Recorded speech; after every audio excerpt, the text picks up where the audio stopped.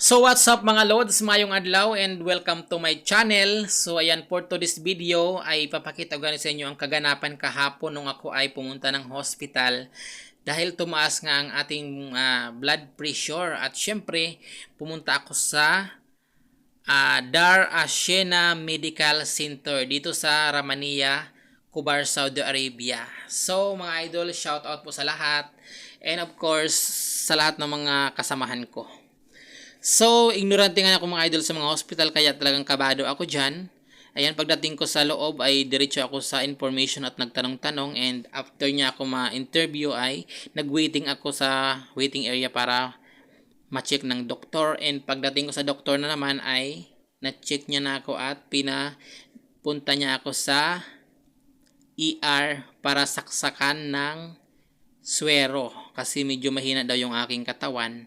Or medyo medyo mahina ako nung dumating ako kaya pinaswero muna ako kay malula talaga mga idol dyan. Sobrang lula, halos nasusuka-suka ako palagi sa sobrang lula and napakasakit ng aking batok. At 5 days ko nga pala mga idol na nararamdaman yung pananakit na aking batok, pagkalula at kung ano-ano pa. Sumataas talaga ang aking dugo kasi 140/100 that time. So kaya talagang pumunta na ako sa hospital kasi delikado. Sabi ko basi pagturog ko ay hindi na ako makagising. Wag naman sana. So, thank you pa rin Papa G dahil medyo okay na ang pakiramdam sa ngayon and pagkatapos kong maswiruhan ay medyo okay na yung pakiramdam ko pero may sakit-sakit pa rin yung aking batok ng kaunti at medyo hilo-hilo pa rin. So nabawasan lang kasi nung naswiruhan ako dahil pampalakas ang swero.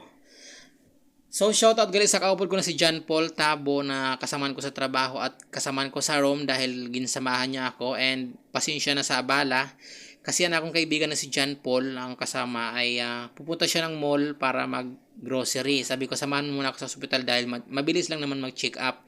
Akala ko 1 oras tapos na, yung pala 3 oras na ay hindi pa tapos. Kaya sabi ko sa kasama ko na si John Paul, mauna ka nang umuwi or mauna ka nang magpunta sa grocery at mauna ka rin umuwi kasi hindi ko alam hanggang kailan ako dito. So, salamat sa pagsama John Paul and pasensya sa abala. So, ako lang ganyan mag-isang mga idol dyan. So, sabi ng nurse ay wag akong mag-cellphone dahil una, bawal and pangalawa, madadagdagan yung aking pagkahilo lula pag nagsi-cellphone ako, so mag-relax lang daw ako dyan. So hindi ko mapakali kasi siyempre Pilipino tayo. So pag alis ng nurse ay nag-video-video, picture-picture. So ganoon sana all. So mga idol, wala namang bayad yung dito, yung tawag dyan, yung pa-admit sa hospital.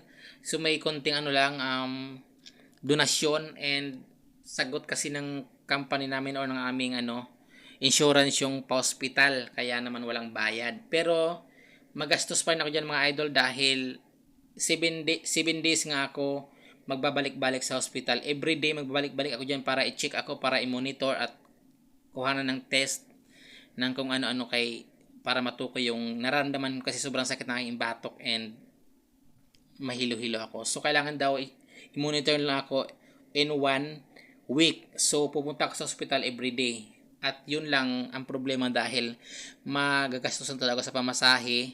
Kasi mahal yung pamasahe dito mga idol sa taxi. No, mahal ang pamasahe sa taxi kaya in 7 days ko na balik-balik talagang libo-libo talagang magastos ko nito. Sana all. Sayang yung pera, di ba?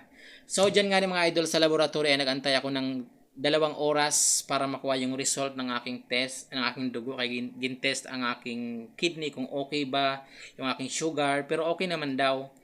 Kaya lang, may test pa sila na sa susunod kasi maraming test na gagawin. So, sa mga dyan, sa mga high blood, mag-ingat po tayo and mag-diet para hindi kayo matulad sa akin na muntika na. Salamat lang talaga Papa G at okay yung aking karamdaman.